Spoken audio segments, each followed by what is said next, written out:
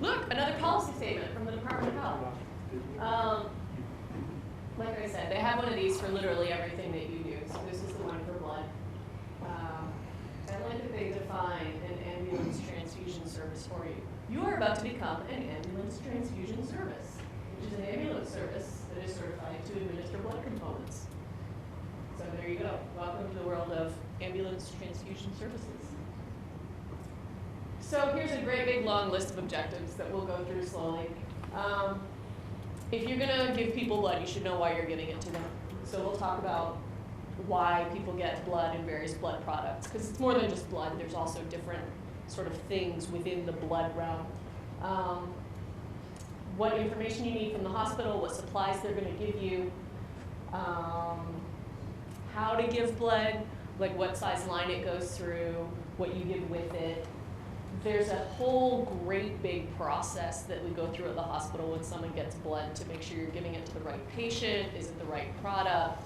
So you'll have to learn about that. What kind of monitoring you'll have to do on the patient.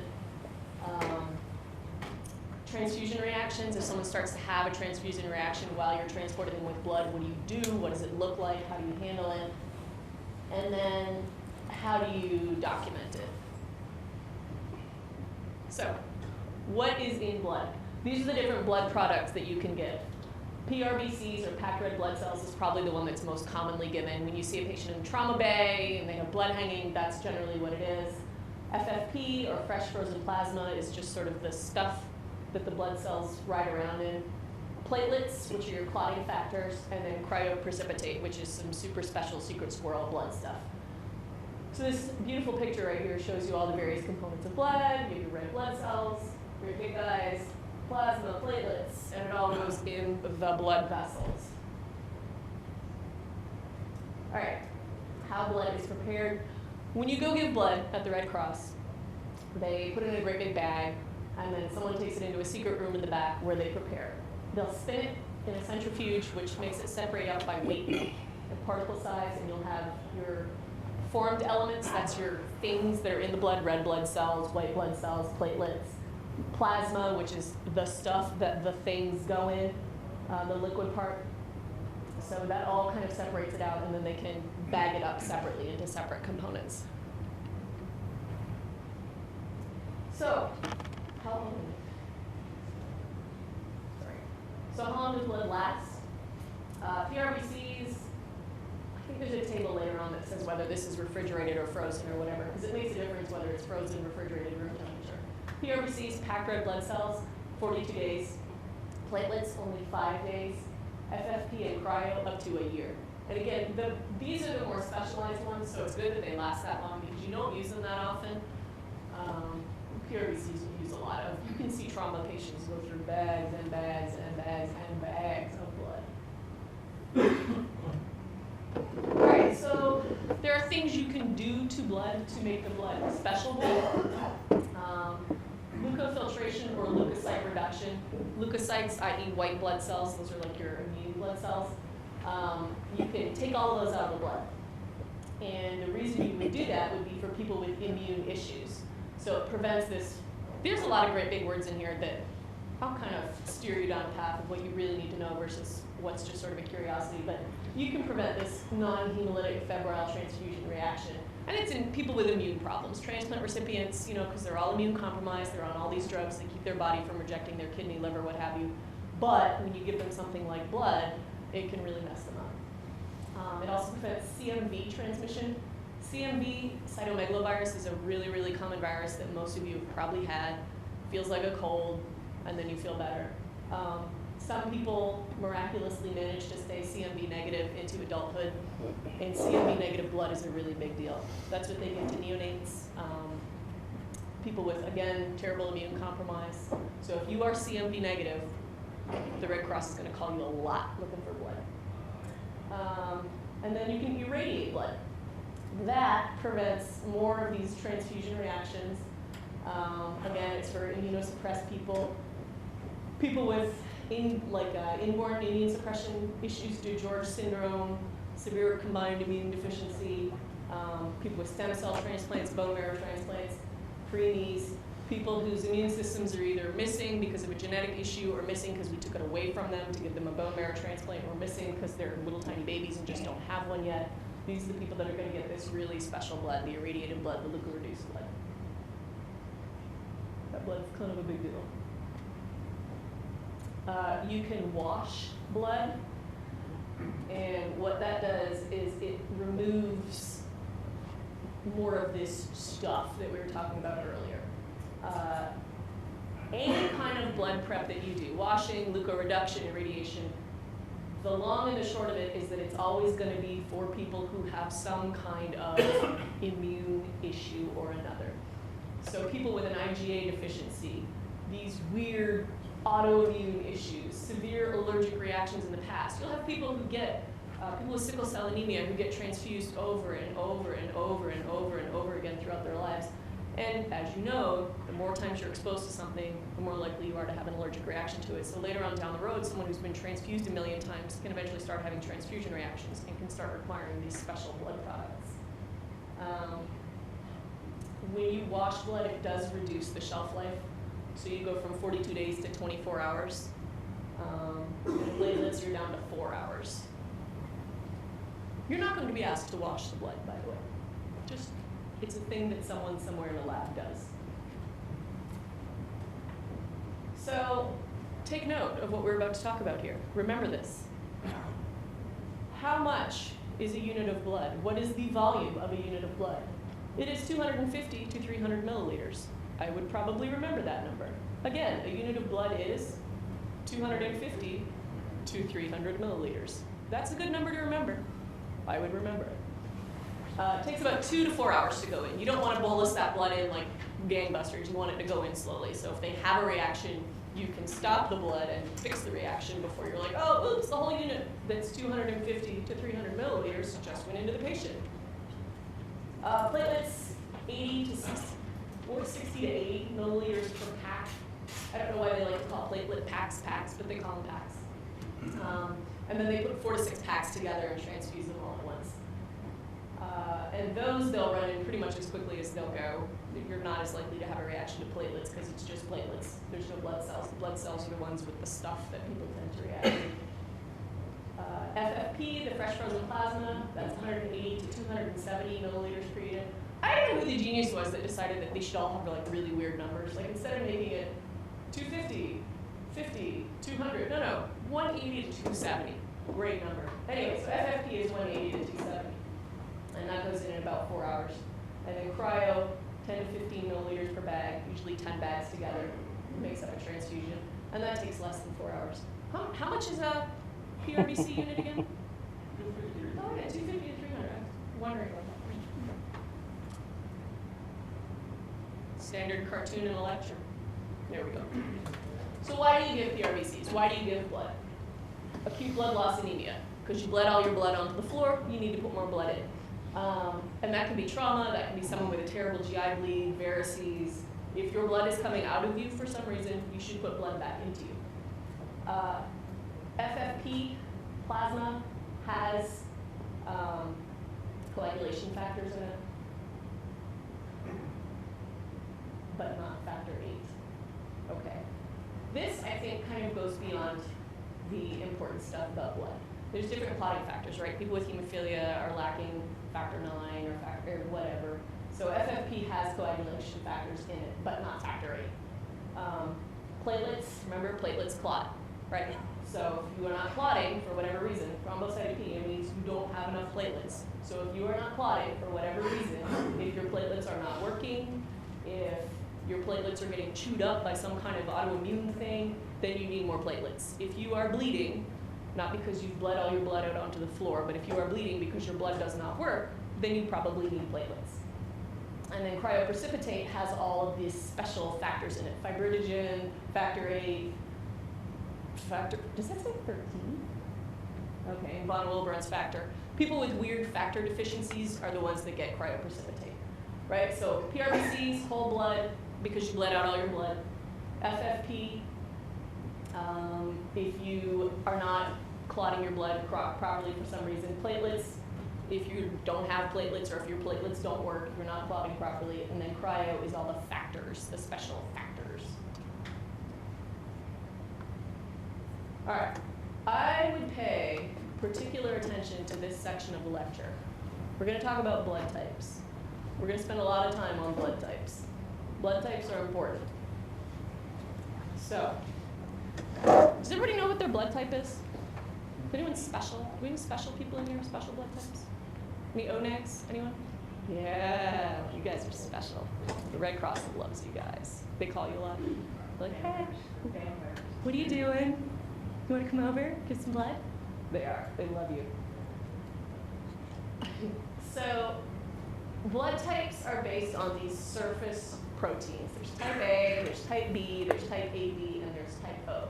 So type A blood has A surface proteins. Type B blood has B surface proteins. AB has A and B, cleverly named, and type O has none.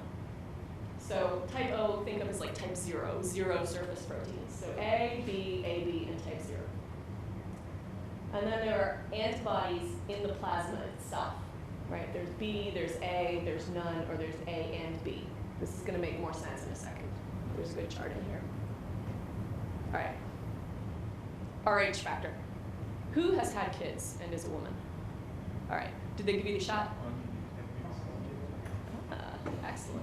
So RH factor is the little plus or minus that's on the end of your blood type. So either you have it or you do not. If you are something negative, O negative, A negative, B negative, AB negative, it means you do not have it, right? Doesn't exist, not on you. This little guy right here, you're missing it if you're negative. If you're positive, it means you do have it. I'm A positive, I have it. So you're either positive or negative. Either you've got it or you don't. All right, so the point of the whole RH factor thing is, if you do not have it, and you get pregnant, and then you have this baby here that you're pregnant with that does have it, then you're going to produce these anti-RH antibodies, okay? So on a subsequent pregnancy, your body could technically attack that pregnancy, and that's problematic if that's something that you're into. So again, if you are Rh negative, you do not have the antibodies, you get pregnant with an Rh positive pregnancy, you produce these antibodies against it, which is really only relevant in subsequent pregnancies, okay? Because then you can technically attack the pregnancy and then you have issues. Which is why, if you've ever heard of Rogam, it's a shot that they will give pregnant women to keep this from happening. Which is also why any show you've ever watched on TV with blood, they're like, get 3 units of O neg, right? O negative, no Rh. Any childbearing age woman who comes in who needs blood that they don't have her type yet, they will give her Rh negative blood. So they're not inducing this action right here. All right, we're gonna spend some time on this table. Does anyone have any, that stuff is not the most obvious stuff. Does anyone have any questions? Do you wanna go back over any of that before we go any further? Okay, there's A, there's B, there's AB, there's O, and you're either plus or negative, right? A positive, A negative, B positive, B negative, AB positive or negative, and O positive or O negative. Does anyone have any questions about those? All right. So let's talk about donors and receivers. If you think about it, the universal donor, the blood, the special people that we already identified on this side of the room, the universal donor is O negative. Why? They don't have any A's, they don't have any B's, and they don't have any Rh. Right? So you can give O negative blood to literally anyone, and they should not have a reaction to it. There's none of those surface proteins, the A's and B's, and there's none of that Rh factor to mess you up. So O negative blood is really special blood. You can give it to anybody. Make sense? I mean, does it kind of no A's, no B's, no pluses? Anybody can have O negative, which is why the Red Cross is constantly calling these people. My God, and if you're O negative and CMV negative, they're just probably going to come to your house and get you. And then a universal recipient is kind of like the opposite of O negative, right? So AB positive can have any blood. Why? Because they have all the things. They have the A's, they have the B's, and they're positive. So you can give them any blood at all, and they're going to be able to take it and should not have a reaction to it, right?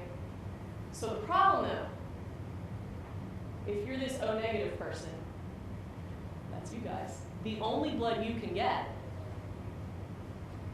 is O negative blood. Why? Because you don't have any A's, you don't have any B's, and you don't have any pluses. And you don't want those. That's what you're going to react to. So you're great because you're the universal donor, but you're also kind of hosed because you can only have blood of your own type. All right. So AB are like the selfish guys because they can take blood from anyone, but they can really only give it to their own type because they've got all the A's, all the B's, and all the pluses. So let's talk about who gets what kind of blood. Let's go back to that scenario. 25-year-old girl comes in after a car wreck. She's bleeding all over the place. They have no idea what kind of blood type she has. What are they going to give her? They're going to give her O negative, right? Because if she's, I don't know, let's say she's an AB negative. Wow, that's a bad example. She's an A negative. They can't give her B blood because she doesn't have any B's, so they got to give her the O blood, right? They have no idea what you are. They have to give you the O. And if you could potentially be pregnant, they have to give you the negative. So let's say you have a 64-year-old guy with a terrible GI bleed. They have no idea what his blood type is. What could they give him? He could have, got to give him O, right, because you don't know about his A's and B's. Does he need positive or negative blood? He doesn't need negative blood, right? He's not going to get pregnant. So you can give him the positive blood. That's okay. So again, universal donor, O negative. Why? No A's, no B's, no pluses. Universal recipient, AB positive. Why? Because they got it all. They got all the A's, all the B's, and all the pluses. Childbearing age females, O negative. Negative, negative, negative. Why negative? Because of the Rh factor, because they may want to be pregnant someday and not attack their own pregnancy. So just match up the letters and match up the pluses and minuses. And remember childbearing age, and you should be good on that. So remember, if you know a female is positive, then you can give her positive. Yep. Yep. If you don't know what she is, you have to give her negative. Yeah. And it's not is she pregnant right now, it's is she pregnant now or will she ever be pregnant? That is Does the she question. have the potential So to be pregnant? if she has a negative pregnancy test and you don't know her blood type and she's 30, she's got a number of childbearing years ahead of her, she needs negative. Yeah. If you know she's positive or she's a male, Or she's a male. I know, as soon as it came out of my mouth, I know what I said. Yeah. It's big. A male or a female not of childbearing age does not matter. You can just ignore the positive or negative. It's inconsequential. And that's pretty standard protocol when trauma patients come in and they need blood and they need it now. They'll get O negative blood. Although if they're mad, they don't technically need it, but all right, right? Remember, universal donor is O negative, universal recipient is right. And they're such selfish blood types. So selfish. AB positive. All right. Oh, there's another cartoon. You got two cartoons in this one. All right, so before the patient gets into your unit, here is what you need. You need orders for what you're giving. Is it PRBCs? Is it cryo? Is it FFP? How much you're giving, what rate it should run at, and then what do you do if something happens? What do you do if they have a reaction? What do you do if the blood finishes? And that, honestly, that's going to be pretty similar to just about any transport you're going to do with anything hanging, right? You're always going to have orders for what you're giving, how fast they want it given. I mean, it's pretty standard stuff. All right, so here is the order sheet that you're going to have. What are you giving? How fast are you giving it? Where's it coming from? Where's it going to? Who ordered it? What's their phone number? And then you're a little bit at the bottom with who you are and all that kind of business. Will this be on its own? So what we're going to do is, so this is the draft form, but something that probably will look exactly like this is going to come out. We're actually probably going to put this in the narcotic binders, so you have them on the list. We're filling this out versus the hospital. We are going to give copies to the hospital. I find it highly unlikely they will have them filled out. They have to sign it. The They have doctor to sign has it. to sign it. You can fill it out, but they have to sign it. Maybe something to dispatch the fax from. I'm sorry? If they call in for a transfer, you gotta dispatch fax it to them, so they can fill out. That's a good That's a good idea. idea. We will, in the short term, the answer is we're going to put them in the narcotics books, because every medic unit's got a narcotic book on it, and only medic units can do this, so we'll be there. We are doing outreach with hospitals to try to figure out how to facilitate some of this, but the outreach can't be finalized until the final rules from the state are finalized, and the word draft is removed from all paperwork. So there's some steps ahead of it. Our hope is that this is a December, January kind of launch date, but this is where we got you guys here now. That's why we're doing it now. So with, I know it says order physicians, so Yep. it's gonna say to that, not the nurses that come in or whatever, fills out, right? We have to figure, so there is a provision for nurses to give verbal orders, nurses to receive verbal orders from physicians. So we actually have to figure out how that's gonna work. That's what- Like, that's one of the things I have to figure out. So there may be a situation where the nurse has to sign that in the physician's name for something they already ordered. Theoretically, like if you have an ICU transfer, it may have been ordered by a doctor who's not in the building. And nurses have ways in the hospital where they write the order very clearly it's from the doctor, and then they sign their name covering it. That's one of the logistics that we have not yet worked out for this plan. That's a great question. Can't they print their orders on the computer? I know when they discharge all the orders, can't they print that? That's and smart. the format? So they have the Perhaps. orders with the data sheet and then they call it form. These are all great ideas. These are all great ideas. I don't know. I know at ECMC, for instance, the plan is this form will probably be at the end of the blood transfusion, like nursing policy, so they could print it out.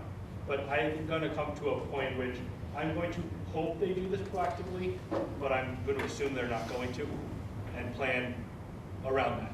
I think that's the best way to go. Yeah, But a lot of these a lot of these calls, if they're stat enough that they need a blood hanging, will be so stat that there's not a PCS. So, That's what these two top has, whether they follow through or whether they haven't, we send people with their time, so. the logistics still need to be worked out. It's one of those things, it came out a couple, like a week before the first session, and we have all you guys now. So we want to make sure we did it now, so you're trained for when we start.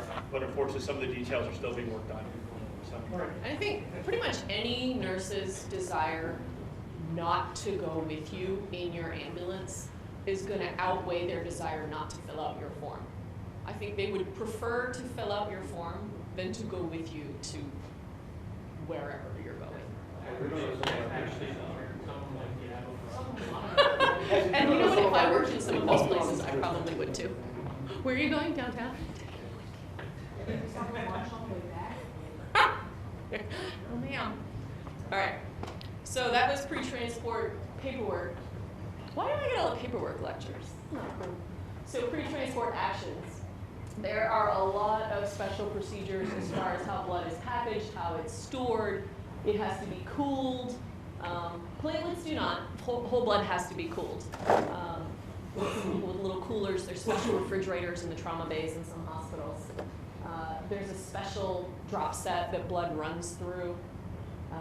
And a full set of baseline vital signs, including temperature, has to be documented on these people before you get them in your ambulance. It's kind of like Dr. Clemency was talking about earlier, where you make that transition in level of care and, oh, his vitals aren't normal. They really should have, if they're hanging blood, my hope would be that they've done a full set of vitals, that they're not giving you a patient on whom they've hung blood who has a temp of 102. Is that new or is that old? Is this a transfusion reaction or did you forget to check? So they need a full set of vitals documented. Now, would this be relevant? Would you expect them to send additional units with the crew? No, so the way that, I'll step closer to my folks, here it is, my watch video. The way the protocol is set up in draft form right now, it allows for both interfacility transfers and it also allows crews to have blood to be transfused later on, okay? The way we plan on operationalizing this locally, and I think most agencies are going to do the same thing, is we're expecting the hospital is going to hang the blood, and then we are going to continue it as we transfer them. If they want to do additional units, they can hang additional units, and then we can turn them on. But I don't want them handing us like things of blood. It is the standard in the hospital that 2 nurses check blood right before it's administered in all cases. And if you're by yourself in the hospital, you're in the ambulance, you're one person who can't do that. So we technically need to give the hospitals coolers to fulfill the requirements of this rule, but I can't imagine ever using those coolers.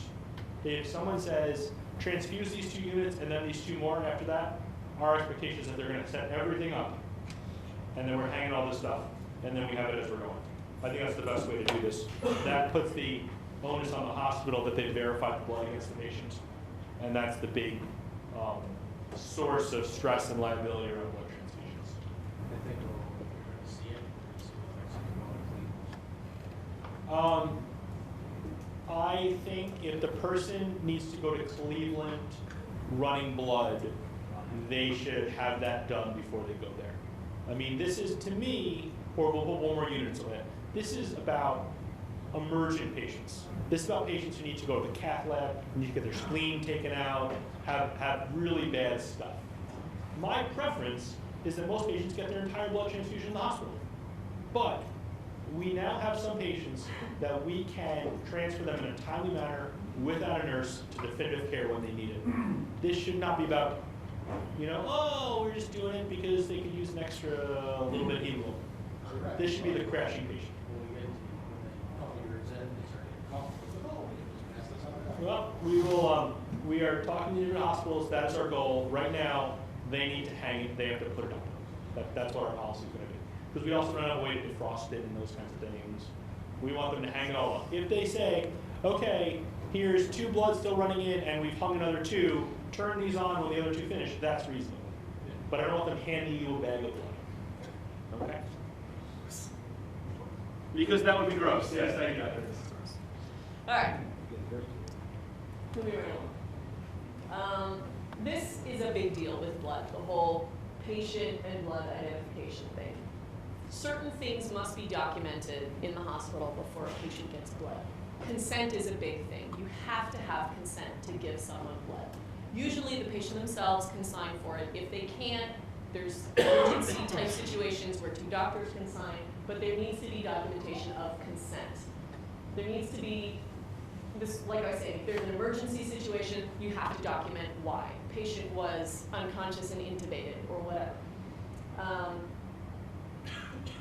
Maybe you've seen this happen at the bedside while you're dropping off a patient. They'll compare the label on the blood component and the patient, and 2 people will do it. There will be 2 nurses standing there looking at the label on the blood, looking at the label on the patient, and comparing them to make sure that they match. And then before you leave, you and one of these hospital people are going to make sure that this is all correct. Is there consent documented? Yes. No, there's not. Well, if there's not, why not? Is that documented? Yes, because they're intubated. Okay, great. Does the label on the blood match the label on the patient? Yes, perfect. I know this, the nurse knows this, we're good to go. I have a question. Is our obligation to confirm consent and labeling also, or no? So you should, I think it's a good idea. It's their responsibility, because they're hanging the blood, it's their responsibility to obtain consent. I think it's a best practice for us to know what the manner of consent was. If they say it's emergency consent, the doctor override it, we're done. That's what they've told us, we can take that in good faith. It's specifically this verification as written, I think is taken word for word out of the instructions from the state. So while the nurses need to verify it among themselves, we need to have that verification there. Now, obviously, at each hospital, the label may be printed differently.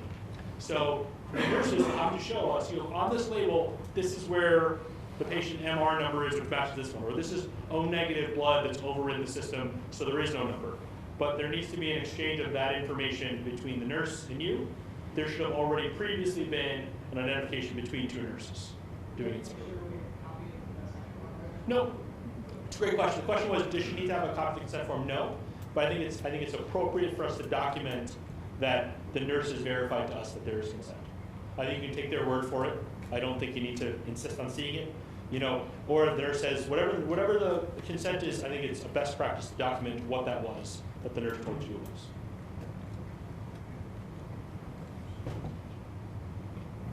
Oh, and here you go. So the blood comes from the blood bank, all stacked up together with an elastic band around it, and this big label on the front with all kinds of information. When somebody gets blood, you call the blood bank and you say, I need 2 units of packed red blood cells for patient XYZ. And they will specifically take that blood out, label it with that person's info, and send it to your patient's bedside. So they will compare the patient's name. Are you John Smith. Or what is your name? I'm John Smith. What is your birthday? February 22nd, 1936. And then they'll compare the hospital ID number or the MRN number. Always involve the patient by asking them to state their name and date of birth where possible. And you see registration doing that in the hospital all the time. What's your name? What's your date of birth? Your best bet is to have the patient identify themselves, but again, if they can't, this is probably the person who's also not consenting for their own blood transfusion. And you should see the cluster that occurs when these do not match, when blood comes from the blood bank. It's delightful. All right, so the 8 rights of transfusion administration are an awful lot like what you were taught in paramedic school about giving drugs to people. Is it the right product? Is it the right patient? The right dose? The right time? The right reason? Site, documentation, and response. This is all the same stuff that you were taught to do when you're giving medications to patients. It's the same stuff with blood. Are you giving them the right product? Is it PRBCs? Is it FFP? Is it cryo? Is it the right person? Do the labels match? Is it the right dose? Are they getting 1 unit, 2 units, 3 units? That's where that first piece of paper comes in that the doctor orders. Time. Well, like what? You want this over 3 hours, 4 hours, 2 hours, 10 minutes? Why are they getting it? Because they bled out all their blood or because their platelets aren't working. Where is it going to? Do they have an EJ? Do they have an AC? Whatever. The documentation we just talked about, and then like we talked about, any intervention, you have to document a response.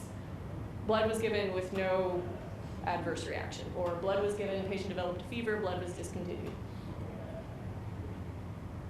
All right, per the remat, preparation of equipment and supplies. So you have to have all the little special drop sets and everything. Although you probably do not have to have those. That's going to come with the patient and the blood. It just has to be there. They have to have a line specifically for the blood, no smaller than an 18 in adults. And I remember learning that at medic school. They were like, I don't know, I had a partner that was, we had National Orange and Gray Month too, everybody about 14s or 16s, but technically 18 was his preferred line because you can run blood through an 18. So if an 18 fits, you should put an 18 in. So it's because you can run blood through an 18. Special drop set. Fluids. Oh, I would remember this. Only normal saline may be mixed with blood in the same line. Again, to reiterate, the reason you need a dedicated line is because the only thing you can mix with that blood is normal saline. You cannot put lactated derivatives in it. You cannot give them bicarb through it. The only thing you can mix with blood in the same line is normal saline. Patient preparation, aid or education, tell the patient they're getting blood, why they're, like, you don't have to do that. When they consented the patient, they should have explained to them why they needed the blood and the risk and benefits of it. Vital signs, again, if they're giving blood, I would hope they'd already obtained a full set of vitals. Are they gonna have to That, if the only thing you can run through that line is blood and normal saline, I would personally be more comfortable if they had an additional line as well. I don't know that it's necessarily addressed in this protocol. It is best practice for them to have 2 lines. It is not a requirement of protocol. There you go. If all else fails and they go into cardiac arrest, you can stop the blood and push whatever you want through that line, you know. But while the blood is running, the only other thing that can run is normal saline. Pre-transfusion meds, if ordered and indicated, that's going to happen at the hospital since they're the ones starting the transfusion, for now anyway. And then, again, verification that this is the right patient, the right blood, that all the right paperwork is present. So there's your special drop set. Yeah. So this is what it's going to look like. There are 3 valves in a drip set, okay? There are 1, 2, 3. The 2 top ones will always be open. So that's going to allow both the saline and the blood to come down and mix. You are going to vary your rate using this regulator, which will balance both of them equally, okay? So depending on what the rate is, depending on what I'm telling you, it will be on or be off. These 2 should be open all the way.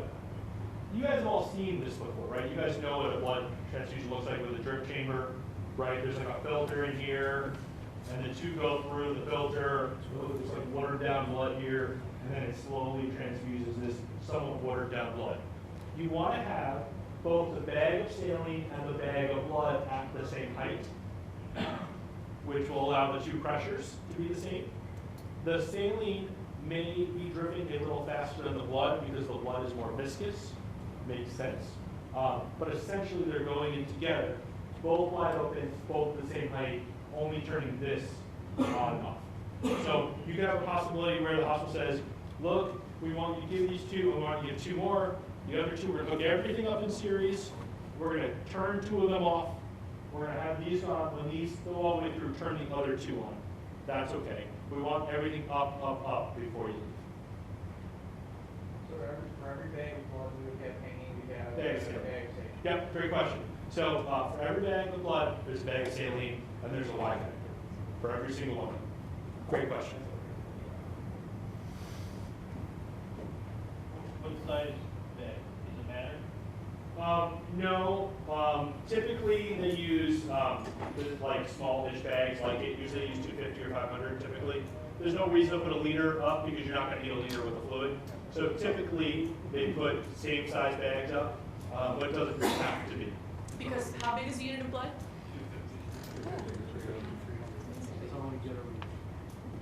That's the only thing you take away from this. All right, so there's monitoring that has to happen to your patients.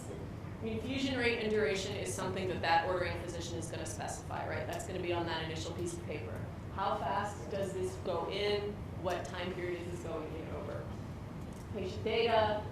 So there's going to be some specific interval for vital signs, whether that's Q10, Q whatever. What's your standard vital sign interval here? Q15? Q what? 5. At least 2 sets on every page. Okay. Okay, great. And then if you have any changes in their vital signs during transit, you would report that to med control. So you're giving someone blood, all of a sudden they spike their temperature, their heart rate goes up to 120. That's the kind of thing you probably want to call. 3 cartridges, holy crap. All right, so let's talk about some risks and complications from blood administration. And there are some serious life-threatening type complications, which is why everybody is so uptight about labels and matching it to the right patient and blood types. And I mean, it's kind of a big deal to give someone blood. So some of you are old enough to remember maybe in Canada in the, I want to say 80s, there was this huge, huge problem with the blood supply where tainted blood, what? Why am I the oldest guy in the room? Wow, wow. How do you Really? Come on, there's somebody. There were tainted blood got into the blood supply, and a lot of people who received a lot of blood, hemophiliacs specifically, were infected with HIV. So all blood now is screened and tested for a very specific, very long list of things. HIV is actually pretty rare. Hep B, a lot more common. Hep C, not so much. West Nile, fairly common.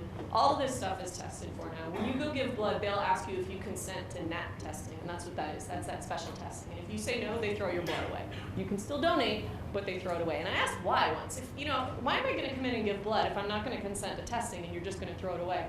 And it's interesting. They do it so that, like, if everybody from a work group or something comes in to donate blood and someone has some health issue that would exclude them from donating, but they don't want their coworkers to know, they can still kind of go through the motions and look like they're giving blood like everyone else. So anyway, that's that testing. They ask you to consent to it, and if you say no, they throw your blood away.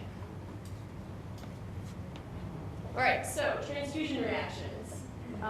Generally, they happen pretty quickly within the onset of the blood going in. And just kind of keep in the back of your mind that people who have had a lot of blood in the past are going to be more prone to have this sort of thing. So a mild reaction can be just a flushed face, maybe some scratching, a little rash, kind of thing you might get if you ate shrimp and you were allergic to it. Just a mild reaction, but sometimes you eat it anyway and just take a Benadryl because it's really good. Severe reaction would be where they start to get anxious, they start wheezing. I think that's supposed to say dyspnea. Blood pressure can drop. It's an anaphylactic reaction, basically. You guys know how to treat those all day long. So that's an allergic reaction. You can have a febrile reaction, meaning fever, chills, again, anxiety. They'll get a headache. They'll get tachycardic. They'll get tachypnic. The same things you get when you get a fever from anything else, you get when you get a fever from having blood. And then there's a hemolytic reaction. This one's a scary one. Your blood basically starts chewing itself up. They'll also get a fever, they'll also get chills, they'll also get the elevated heart rate and the anxiety and all the rest of it. But they'll get chest pain, they'll start to look bad, their respiratory rate goes up, their blood pressure drops. They'll get low back pain, they'll start peeing blood. Although if they're peeing in the back of your ambulance, you have problems. The hemolytic reaction is a lot like the febrile reaction, but with the added bonus that their blood is actually destroying itself. And that's where the sort of chest pain and back pain and everything come into it. So what do you do for any kind of blood reaction? Stop the blood. Right. Step number 1, stop the blood. Just stop it. Keep the line open with the normal saline. Stop the blood. All right, so you're giving someone blood and they break out in this huge rash. They start scratching and itching. First thing you do? Stop the blood. They say, man, it's really hot in here. My heart rate's 120, my back hurts. Stop the blood. Right. If all else fails, stop the blood. Oh, look at that. Any signs or symptoms? Stop the blood. Keep the line open. Contact med control for medications. Again, anaphylactic reaction, you know how to treat that. Allergic reaction, you know how to treat that. Keep the blood sign checks. Q15 minutes unless they're unstable, in which case it's Q5, thank you. Recheck clerical work. Let me just look at this label and look at this wristband. Okay, no, these do match. Good stuff. Because I checked that in the hospital before I left. But that would be a good moment to just recheck and make sure. All right, and when you get where you're going, whatever your required documentation is, wherever those records need to go, generally to the accepting physician/nurse/whatever, all of that blood stuff, the labels, bags, all of that, blood they gave you to take with the patient that they hung for you that you didn't have to start, either goes back to the blood bank or if they're going to use it there, then it can get used there. Here's another piece of paper with a big draft across it. This is just the record of that everything was supposed to get done, got done. This is not the order sheet, this is the record of the transfusion itself. The order sheet, the first one we looked at, is the sheet that says what's being given, who the doctor is, their signature, what the rate is, blah, blah, blah. This one is the actual record of the transfusion itself, which has a lot of that same information on it. But it's also going to have, what was actually given, what time did it start, when did it finish. Maybe you finished a unit en route, just document that. Started the second one like they told you, document that. Did you have to call med control? Yes, no. Was there a reaction? No, no reaction. Everything went fine. Yeah, they had a reaction, so I stopped the blood. And then what else did I do? And then whoever received the patient from you should sign that here. Is this going to be paper as well? Actual paper? Probably in the short term. All right. Back again to the different bits and pieces of blood. We're seeing this again, so it must be significant. PRBCs, packed red blood cells. Why? Because you bled out all your blood. You need more blood. Due to trauma or surgery or GI bleed or what have you. 42 days in the fridge, 10 years in the freezer. FFP, fresh frozen plasma. Plasma, coagulation factor. Something is wrong with your blood. Your blood will not clot for some reason. Burns get plasma too. You know how people with burns, they do all that third spacing, their fluid goes where their fluid shouldn't go. They get plasma as well. And that lasts a year in the freezer. Platelets. So platelets and FFP are kind of similar, right? FFP is for coagulation factors, except for apparently factor 8 is not in there. Platelets are kind of also for coagulation issues, but it's for coagulation issues related to platelets themselves. Something is wrong with their platelets or they don't have enough platelets. So what's this? Cryoprecipitate. That's got all the special stuff in it, really special blood stuff, fibrinogen deficiencies. So let's just real quick, let's just go. Again, we saw it again, it must be important. PRBCs, because you bled out all your blood. FFP or plasma, because your coagulation factors are screwed up, right? You're bleeding, not because you lost all your blood, but you're bleeding because it's not working right. Platelets, because you need platelets. And then cryo for special deficiencies and fibrinogen and stuff. So why are some reasons that your clotting factors could be messed up? Cirrhosis, good, you're not making it. What's another reason your clotting factors could be messed up? What's the things doctors do to people to make their clotting messed up? Blood thinners. Some blood thinners, Coumadin or something like that. Platelets. What's something doctors do to make people's platelets messed up? One of the most common medications people take, aspirin. Or some people have a primary platelet disorder where they just don't have enough platelets. Then there's one other reason that you may need FFP or platelets. When some people get such a large blood transfusion, closer, and alcohol would be another reason why your platelets will yes. Some people get such a large blood transfusion that in their body normally there's a nice mix of these things. But if you're getting your second, your third, your fourth unit of blood, now all of a sudden naturally the amount of platelets and plasma in your bloodstream are going down because you're getting this without that other stuff. So there's a point at which they will transfuse the other stuff also, just because they're trying to make equal parts of things. Yes? Also has whole blood. Very rarely now. Very rarely now. Very rarely. There's a number of reasons they're trying, and if you have whole blood, you can spit it down and give some people some stuff, some people other stuff. I will tell you, since I've been in Buffalo, I've never seen whole blood transfused. I can't say it doesn't exist somewhere in the further out reaches of our catchment area, but I've never seen whole blood transfused in any hospital work since I've been here as a doctor. So when they get the blood from the Red Cross, Yep. does the hospital do all this mixing and taking stuff out, or do they deliver it that way? They take care of it. With the short shelf life of some of them? Yeah, and then they freeze it. Yeah, because you want to do that and then freeze it, and so they've got all that stuff and they match it and all that other jazz. When you need that really special blood washed or liquid reduced or what have you, a lot of times you'll have to actually get it directly from the Red Cross, and they'll prepare it, and then some guy in a van drives it over because it's so specific. All right, packed red blood cells, I blotted out my blood. FFP, I have coagulation factor problems. Platelets, I have platelet problems, and then cryo, I've got big problems with weird, complicated factors. PRBCs last a long time, 42 days in the fridge, 10 years in the freezer, 1 year in the freezer for platelets and cryo, and then 5 days, for plasma and cryo, 5 days at room temperature for platelets. Oh, I think that's it. You don't freeze platelets. Questions? You don't freeze platelets. Can what? Huh? You don't freeze platelets. I think it freezes. I thought they froze everything. I think they do. It wasn't on the chart. Yeah, it was set 5 days. Yeah, it wasn't on the chart. The first chart might have. I don't know.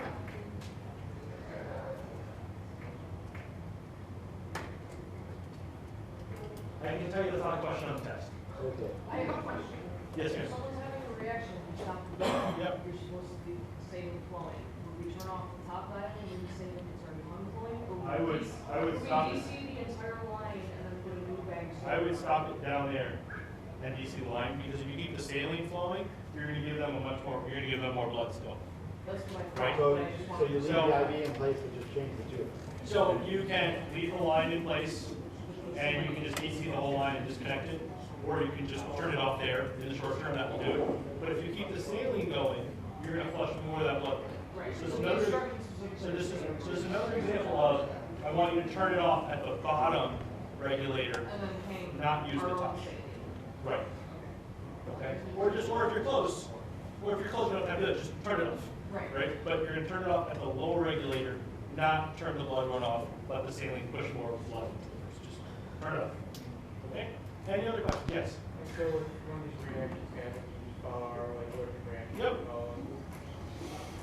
But they want you.